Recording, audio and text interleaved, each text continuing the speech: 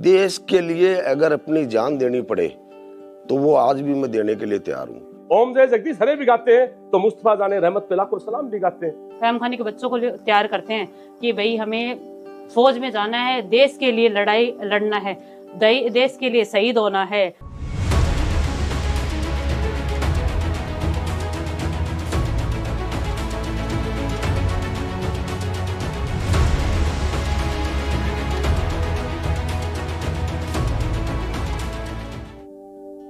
आज से 700 साल पहले हिसार के नवाब हुए थे कायम खान और उनकी औलादें कहलाती हैं कायम खानी।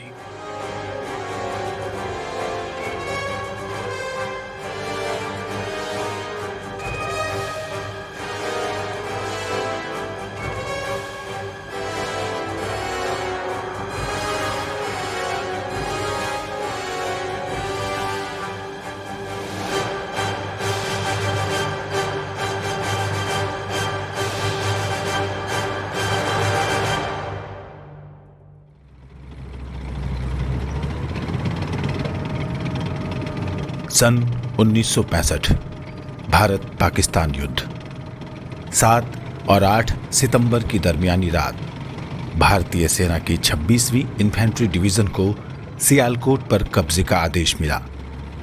आगे बढ़ने के लिए सियालकोट रोड को पाकिस्तानी कब्जे से खाली कराना जरूरी था और इसकी जिम्मेदारी सौंपी गई 18वीं कैवलरी ब्रावो स्क्वाड्रन को, जिसकी अगुवाई कर रहे थे रिसालदार अयूब खान।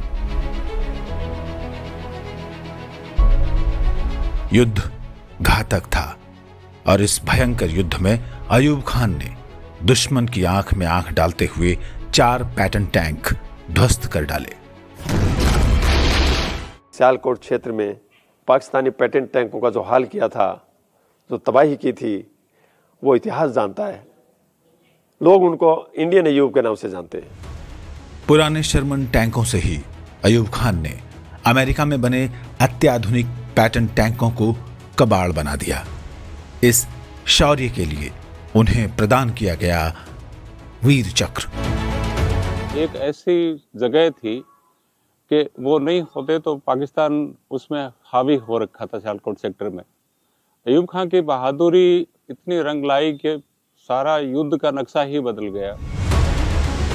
सियालकोट की गाथा को अमर बनाने वाले और इंडियन अयूब के नाम से मशहूर अयूब खान राजस्थान के झुंझुनू जिले के नुआ गांव के रहने वाले थे और उनके गांव से महज 30 किलोमीटर की दूरी पर बसे धनुरी गांव से था एक और जांबाज, एक और वीर चक्र विजेता, नाम मेजर महमूद हसन खान।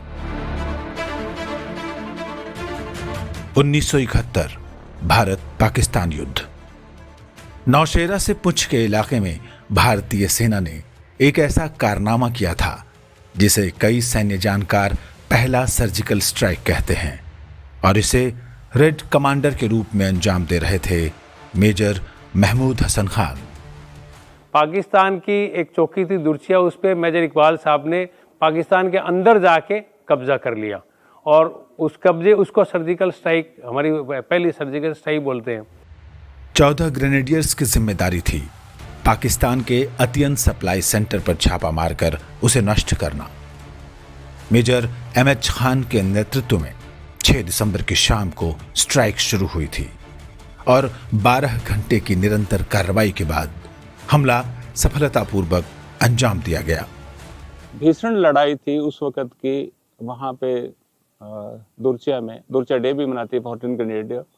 तो उनके 44 जवान शहीद हो गए और जो 44 जवान शहीद हो गए तो उनमें 28 कायम खानी जवान उस कंपनी के और मेजर साहब अगर कायम खानी गिने तो 29वां।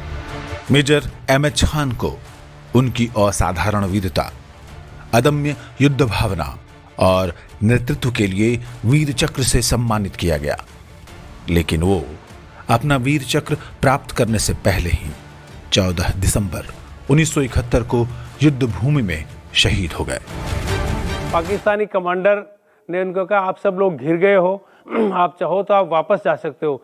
उनको ये वार्निंग दी थी वहां के कैप्टन ने कि तुम हैंडशेक कर दो और वरना हम तुम्हें मारेंगे। तो उन्होंने इनकार कर दिया। इकबाल साहब ने कहा साहब हम तो बैक नहीं जाते, हम कायम खानी है, कायम खानी पीछे नहीं मुड़ते, और उन्होंने उस बात को नहीं मानी और वहां शहादत दे दी। लेकिन शेरदिल सैनिक मेजर खान का जितना बड़ा कलीजा था उतना ही बड़ा दिल था उनके परिवार का।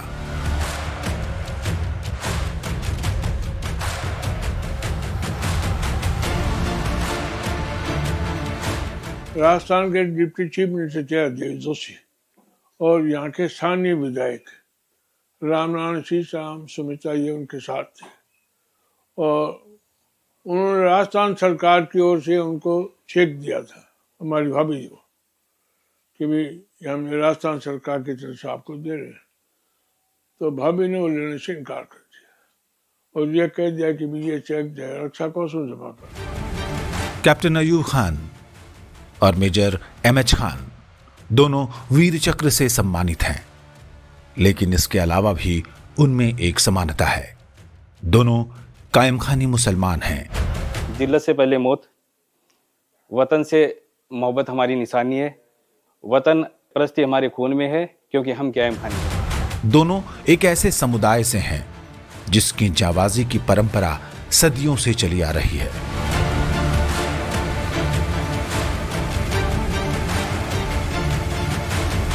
आज तक किसी कायम खाने को आपने पीठ में गोली खाए हुए नहीं देखा होगा। कायम खाने के अगर लड़ाई में रण में अगर गोली लगी है तो छाती में लगी है। झुंझुनू शहर में चौक में सजाकर रखा पैटर्न टैंक और शहीद स्मारक में उकेरे गए नाम कायम खानियों की बहादुरी के किस्से बयान करते हैं।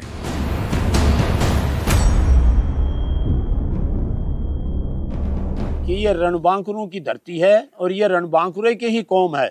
इसमें कोई किसी को ये गुरेज नहीं, कोई किसी को ये डर नहीं है कि हमको दुश्मन मार देगा। दुश्मन से तो लड़ना तो हमारा कर्तव्य है। कायम खानी मुसलमानों में सैकड़ों हजारों ऐसे पराक्रमी हैं जिन्होंने वतन की रक्षा के लिए अपनी हस्ती की परवाह नहीं की और युद्ध भूमि में रणबांकुरों जैसा बांकपन दिखाया। कायम खानियों के 328 ऑन रिकॉर्ड हैं, 328 हैं। ये 328 शहीद हो चुके राजस्थान से। बहुत से रणबांकुरों ने लड़ाई में फतेह हासिल की है, खेत पाया है। तो आज़ादी के बाद में वीर चक्र 6 लिए हैं इस कौम ने, सेना मेडल 18 लिए हैं, शौर्य चक्र 4, विशिष्ट सेवा मेडल 5, मेंशन इन डिस्पैच 4। इस समुदाय को गर्व है कि उनके इलाके ने देश के लिए पराक्रम दिखाने में और सरहद की सुरक्षा में अपना सर्वोच्च बलिदान देने में कभी कदम पीछे नहीं हटाए। आप एवरेज अगर देखोगे तो राजस्थान में सबसे ज्यादा शहीद रेशियो वाइज कायम खानियों को मिलेंगे। 400 कुछ लोग शहीद हुए, जबकि हमारी पॉपुलेशन है बहुत ही 30 लाख के करीब पूरे राजस्थान में। इतनी बड़ी कम पॉपुलेशन में इतने ज्यादा शहीद होना एक बहुत बड़ी बात है। कायम खानी समुदाय एक ही पुरखे की संतानें हैं और एक अनुमान के तौर पर उनकी आबादी राजस्थान में करीबन 22 लाख के आसपास है। कायम खानी है वो राजस्थान के सिर्फ 7 जिलों में ही मुख्य रूप से है। बीकानेर है, चूरू है, झुंझुनू है, नागौर है, जोधपुर है, जयपुर है, सीकर है। ये 7 डिस्ट्रिक्ट हैं जिनमें मुख्य रूप से कायम खानी हैं। इन जिलों में ऐसे गांव हैं जिनके शहादत के इतिहास पर किसी की भी छाती चौड़ी हो जाएगी। धनूरी गांव को सरहद पर शहीद हुए अपने 18 शहीदों पर फख्र है, तो जबासर, नुआ, गिडवाना और झांझोर जैसे गांवों का भी मस्तक अपने शहीदों के नाम पर ऊंचा है। मैं जब रण क्षेत्र में जाऊं या तो मेरे तिरंगे में लपट करके आऊं और या मैं जाऊं तो शत्रु पक्ष पे तिरंगा फहरा करके मैं आऊं। फर्स्ट वर्ल्ड वार से लेके 71, 65, 62 जितने भी वार हुए या इंसर्जेंसीज भी जितने भी हैं, उनमें ऐसा कोई जगह नहीं है जिसमें जाबासर का कोई शहीद नहीं है। कायम खानियों के हर गांव में वर्दी पर चमकते मेडल्स दिखते हैं।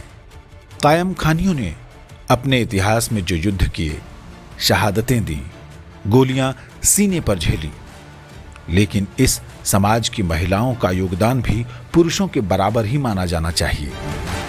चाहे वो गांव में पीछे अकेले परिवार को संभाल रही महिलाएं हों या शहीदों की विधवाएं।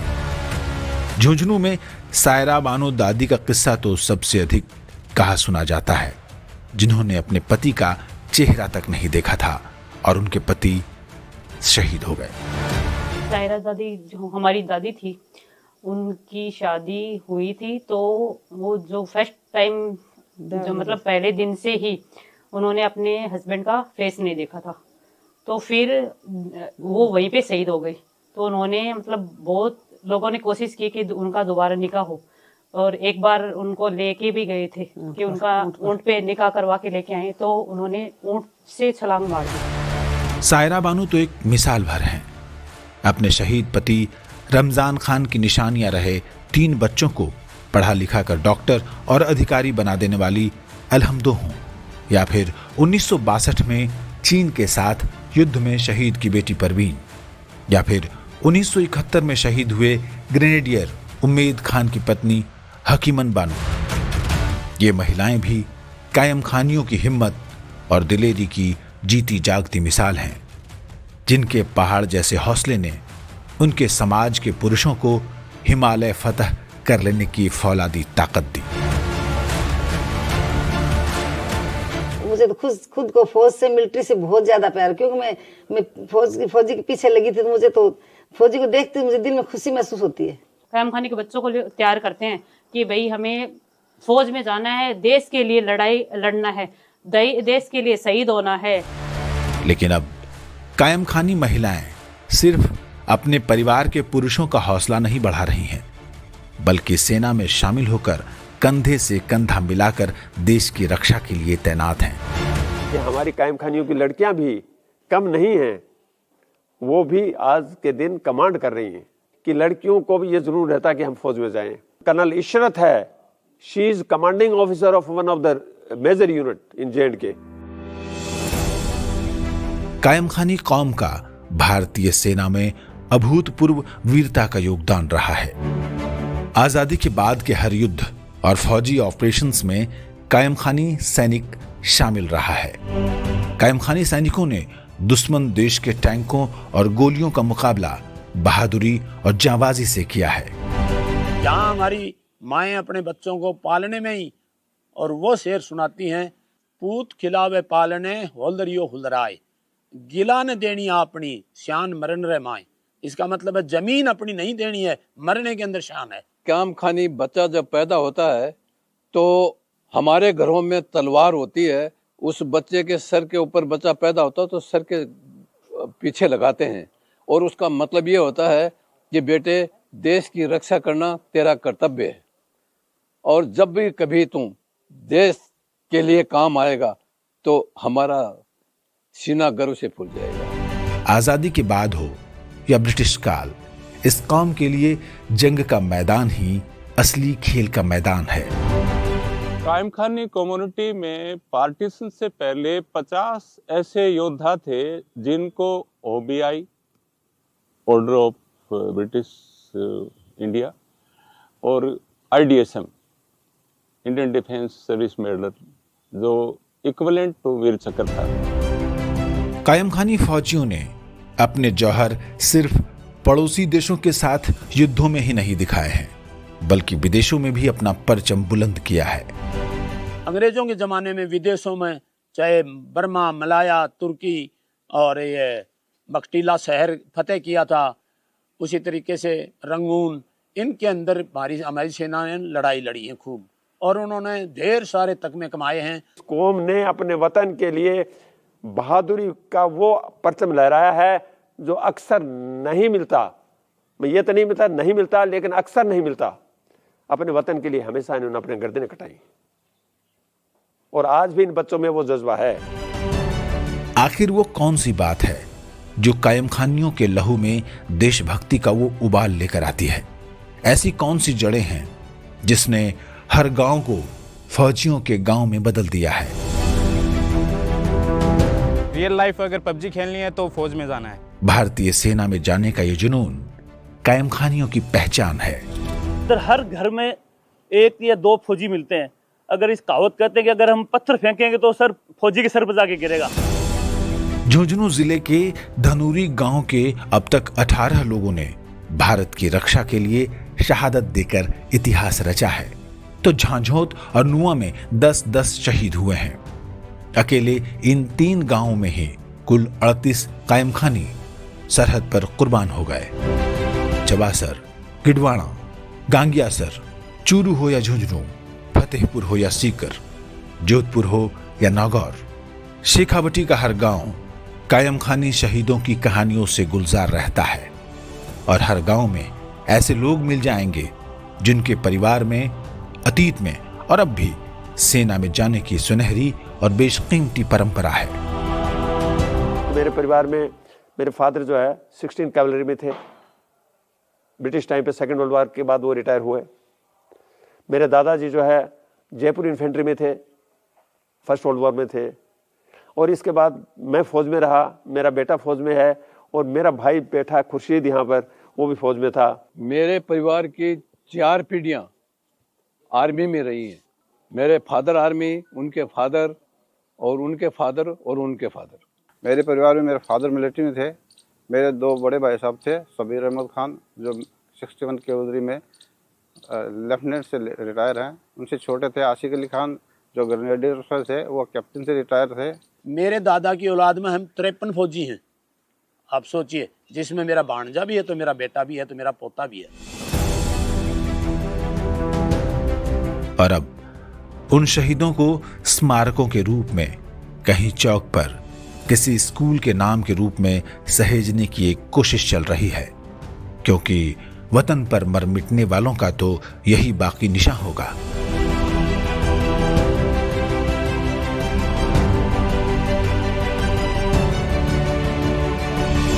कायम खानी शायद दुनिया की अकेली कौम है जो किसी इंसान यानी हिसार के गवर्नर नवाब कायम खान के नाम से जानी जाती है।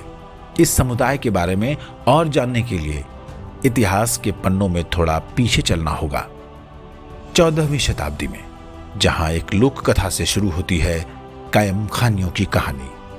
ददरेवा के राजा मोटे राव चौहान, उनके 6 बेटे थे। उनमें से एक बेटा कायम सिंह थे और उन कायम सिंह जी की औलाद ही कायम खानी कहलाती है। कि उस वक्त फिरोज शाह तुगलक का शासन था और फिरोज शाह तुगलक यहाँ हिसार फिरोजा बसाने के लिए अपने शासन के बाद 1353 के लगभग और आए हुए थे और शिकार के बड़े शौकीन थे। शिकार के लिए यहाँ आए हुए थे तो देखा कि भी एक लड़का पेड़ के नीचे सोया हुआ है, उसको जगाया। सूरज की छाया ढल चुकी थी, लेकिन उस पेड़ की छाया थी वो दादा कायम खान के सर पर मौजूद थी। फिरोज शाह ने देखा कि ये बच्चा क्या है, तो उन्होंने आके देखा कि प्रतापी बच्चा है। उस बच्चे के बारे में पता किया, मोटे राय जी से बातचीत की, उनसे वो कि ऐसे बच्चा आपका बड़ा प्रतापी होगा। उसको फिरोज शाह साथ ले गए, उसको पाला पोसा और वहीं उसको रखा और शिक्षा दीक्षा की। जनकवि निजामत खान ने 1630 से 1655 के बीच कायम खान रासो लिखी और उसमें कायम खान को फिरोज शाह तुगलक के समय इस कौम की स्थापना का श्रेय दिया है। रासो में लिखा है कि कायम खान ने ही कायम खानी नवाबी शासन की नींव रखी थी। कायम खान के वंशजों को कायम खानी कहा गया, जबकि उनके भाइयों के वंशज भी इस समुदाय में सम्मिलित हो गए।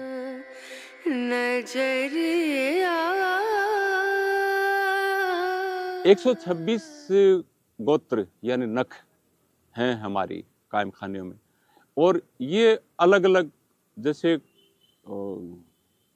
नवाब मोहम्मद खां की आल है, फिर दूसरे नंबर पे नवाब ताज खां की आल है, बड़े भाई थे जैनुद्दीन खां उनकी आल है, 17 गोत्र उनके हैं, मोहम्मद खां के 24 हैं।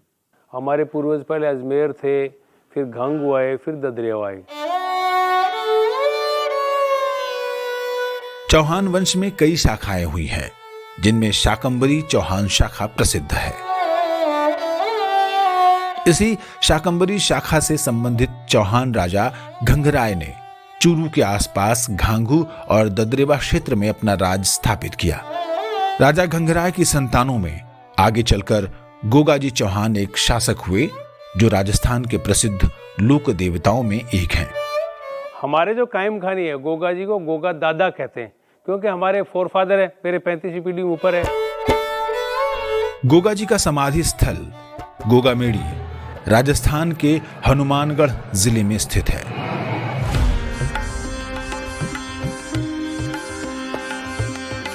इस स्थल का दर्शन करने हिंदू, कायम खानी मुस्लिम और सिख सभी धर्मों के लोग जाते हैं। उनकी मानता गोगा पीर की इतनी है कि चाहे किसी कास्ट क्रीड का हो, हिंदू हो, मुसलमान हो, वो सभी लोग बाग मानते हैं। और उस जमाने में एक्चुअली बहुत बड़ा भाईचारा था। गोगामेड़ी की जो दरगाह कह दो या वहाँ एक राजपूत बैठता पुजारी, एक कामखानी बैठता, तो शायद ही दुनिया में कहीं ऐसा हो एक आस्था पर दो धर्मों के लोग बैठते हो। गोगामेड़ी सांप्रदायिक एकता और हिंदुस्तानी मिलीजुली तहजीब की सबसे शानदार मिसाल है।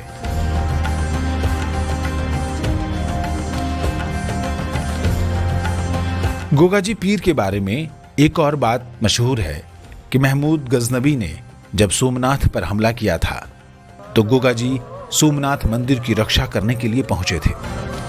ये 1024 में सोमनाथ मंदिर पे हमला किया था, तो उसमें भी गजनी के साथ में लड़ाई लड़ते हुए गोगा पीर काम आए थे, तो उसको बचाने के लिए।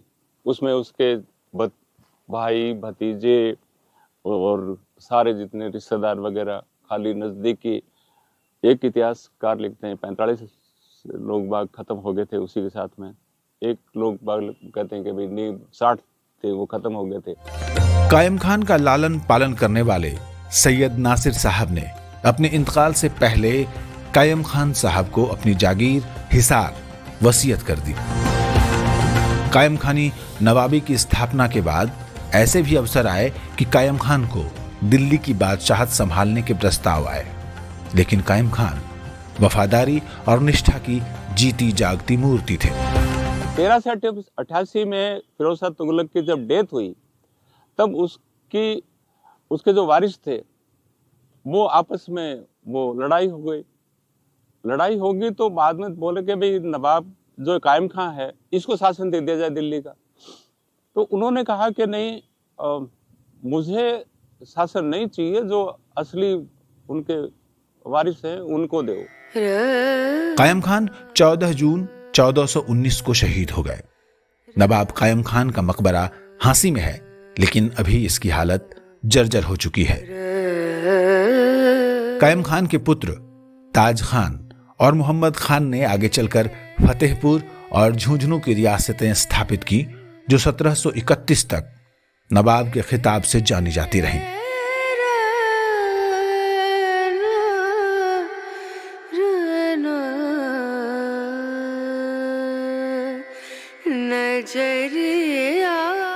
कायम खानी कौम बहादुर, जावाज, वफादार और वतन से मोहब्बत करने वाली कौम के नाम से जानी जाती है, और इसकी शुरुआत तो बाबर के खिलाफ युद्ध से ही हो जाती है। वो बाबर की अपेक्षा राणा का सांगा का सहयोग करते हैं।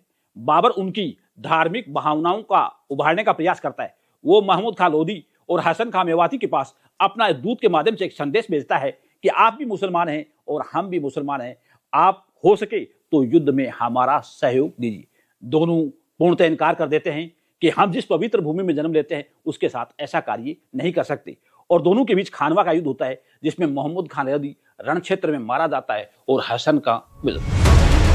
न सिर्फ बाबर के खिलाफ लड़ाई में, बल्कि महाराणा प्रताप की सेना में भी कायम खानियों ने अपनी सेवाएं दी। महाराणा प्रताप की सेना के हरावल दस्ता होता है, उसका नेतृत्व है वो हाकिम खान सूर कर रहे हैं, और जबकि अकबर की सेना है उसके हरावल दस्ते का जो नेतृत्व कर रहे हैं, एक तरफ मान सिंह कर रहे हैं और एक तरफ जयपुर के ही जगन्नाथ कछवा कर रहे हैं। इसलिए धार्मिक युद्ध तो था ही नहीं। दोनों तरफ से जो सैनिक लड़ रहे थे, अकबर की सेना की अपेक्षा महाराणा प्रताप की सेना में थे, उसमें मुस्लिमों की सैनिक टुकड़ी थी। मराठा युद्ध में मेरे जो मेरी पीढ़ी में 7वीं पीढ़ी में पीछे से शहीद सजवार खान, जिसका आपने बोर्ड अभी देखा होगा, वो 1803 के मराठा युद्ध में शहीद हुए थे।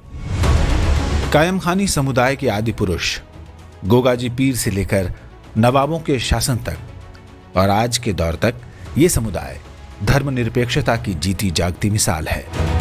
कायम खानी शासकों ने अपनी रियासत में गायों के लिए गोचर जमीनें छोड़ी थी।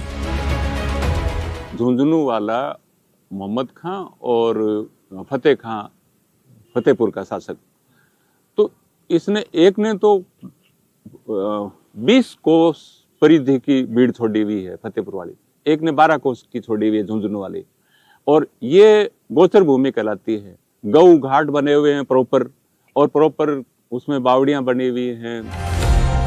गायों से मोहब्बत का और गायों के आदर का ये आलम है कि आज भी कायम खानी समुदाय बीफ नहीं खाता। गाय का सम्मान करते हैं, एहतराम करते हैं। आपको मैं छोटा सा उदाहरण बताऊँ, मैं ATS में था तो मेरी बीकानेर ट्रेनिंग थी, तो मेरे लिए बॉम्बे में बड़ा भोज रखा। उस भोज में मैं गया तो मुझे बताया साहब ये मटन है, ये चिकन है, ये फिश है और ये बीफ है, तो मैंने से उसी से मैं मना कर दिया कि मैं बीफ नहीं खाता। कायम खानी रियासतों के खत्म होने के बाद इस समुदाय के बहादुर योद्धाओं ने देश के दूसरे रियासतों में अपनी सेवाएं दी। इनमें हैदराबाद के निजाम की सेना में काफी संख्या में कायम खानी दाखिल हुए थे। इनकी बहादुरी को देखकर अंग्रेजी फौज में भी इनकी भारी संख्या में भर्ती की गई थी। ब्रिटिश साम्राज्य की साम्राज्ञी महारानी विक्टोरिया ने कायम खानी कौम को मार्शल कौम का नाम दिया था। इसके बाद दूसरे विश्व युद्ध में भी कायम खानियों ने अपनी बहादुरी का हुनर दिखाया था।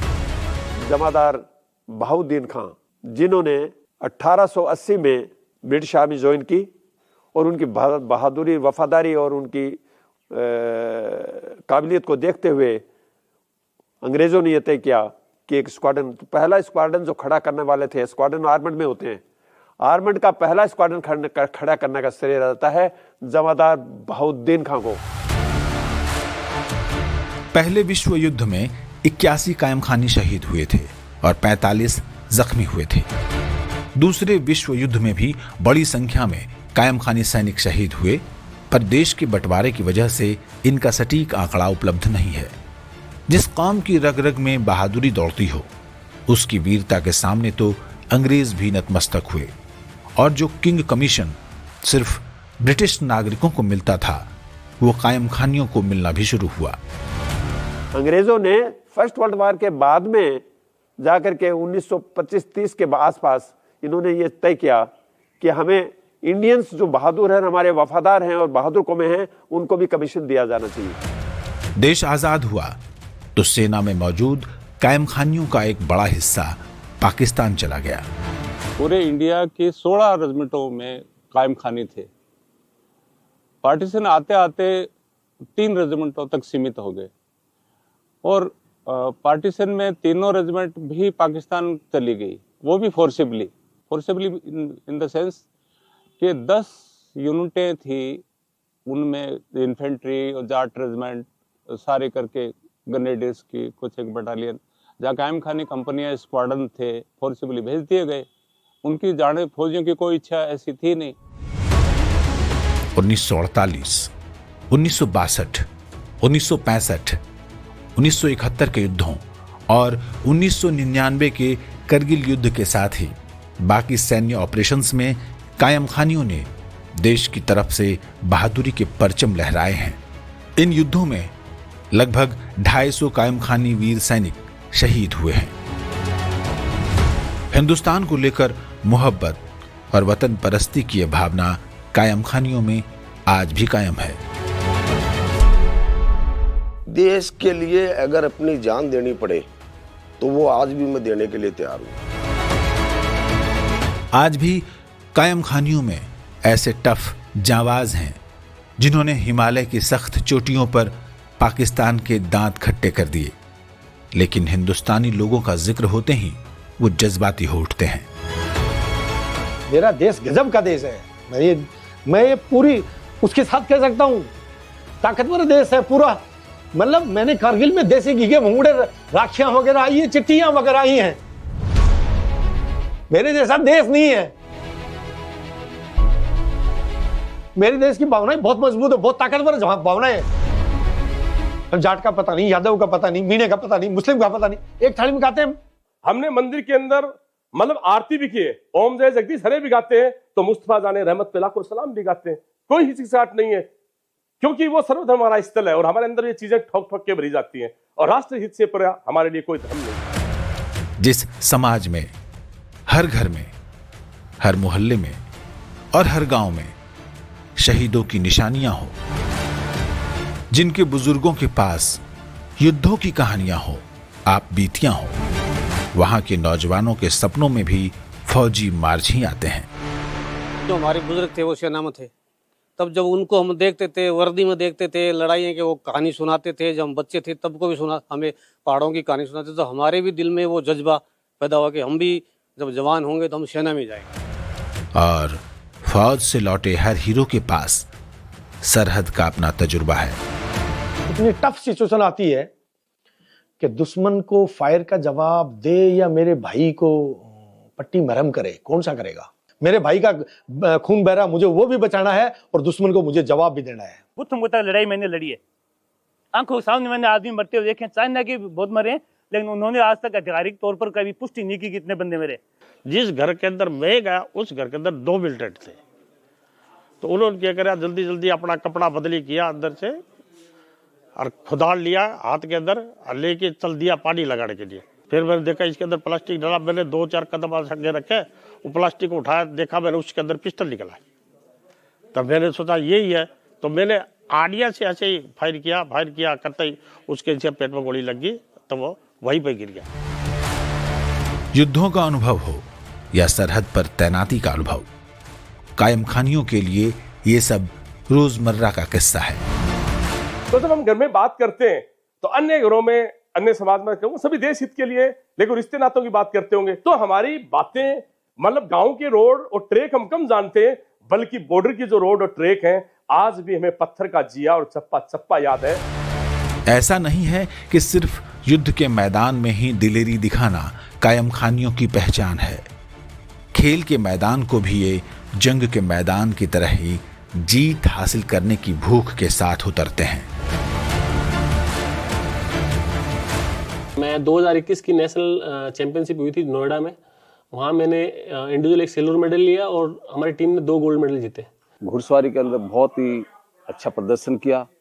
मैंने 10 गोल्ड मेडल, नेशनल, इंटरनेशनल और ब्राउन 9 और सिल्वर मेडल मैंने एट टोटल 31 मेडल मेरे पास में है। मैदान जंग का हो या खेल का, कायम खानी अपनी नई पहचान बना रहे हैं। लेकिन इतिहास की ये सुनहरी परंपरा क्या आने वाली पीढ़ियों तक कायम है? छोटा सा मेरा नवासा है 15 साल का, वो रोज दौड़ में जाता है कि मैं मम्मी फौज में हूँगा नानी अम्मी। मैं कहा बेटा फौज में, मुझे फौज की नौकरी अच्छी लगती है। शौर्य, बहादुरी, जाबाजी, दिलेरी, हिम्मत, ये कायम खानी समाज की परिभाषा में दिए गए बहुत छोटे शब्द हैं। कायम खानियों में शूरवीर होना एक परंपरा है और नई पीढ़ी में भी कूट कूट कर भरी है।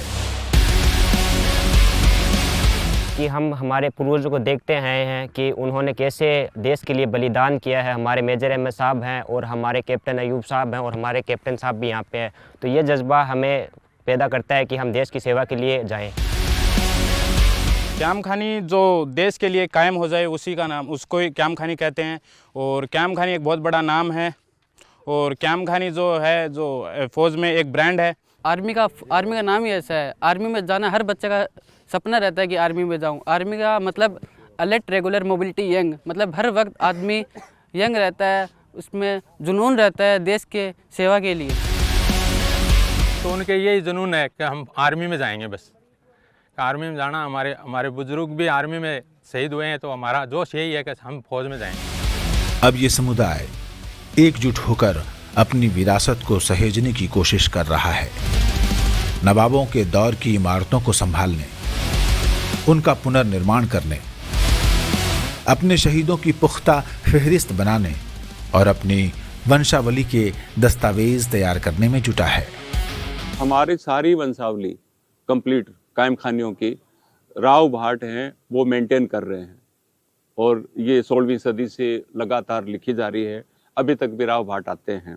हम हमारी वंशावली को बचाने के लिए हमने एक समिति भी बना रखी है, कायम खानी विरासत वंशावली संरक्षण समिति के नाम से है, रजिस्टर्ड संस्था हमारी। करीब 7 सदियों से शौर्य और साहस का प्रतीक रहे कायम खानी समुदाय ने न तो मैदान जंग में वीरता की अपनी परंपरा छोड़ी है और न हिंदुस्तान की मिट्टी से जुड़ाव और परंपरा की रवायत। जिन रगों में हिंदुस्तानियत लहू की तरह बहता है, उनके दिलों से एक ही आवाज निकलती है, दिल से निकलेगी न मरकर भी वतन की उल्फत, मेरी मिट्टी से भी खुशबुए वफा आएगी।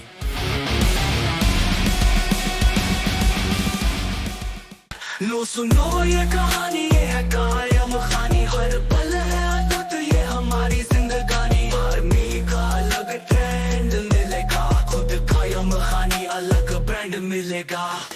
जाकर देख लो इंडिया वाले गेट पर, 204 ने तो लिख रखी अपनी कहानी।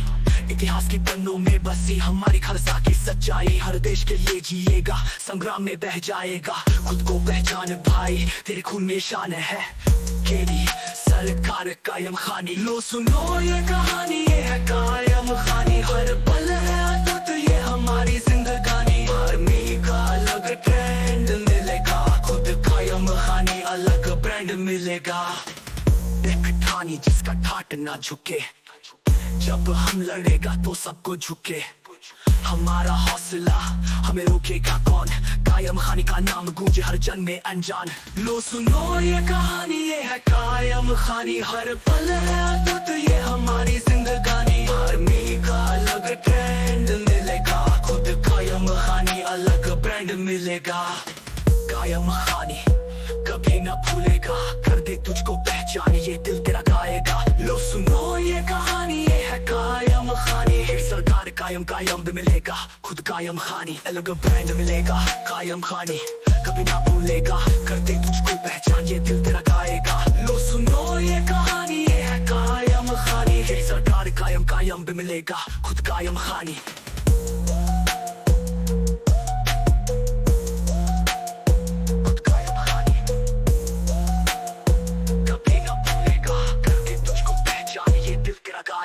लो सुनो ये कहानी, ये है कायम खानी, केडी सरकार कायम खानी पे दीवाना।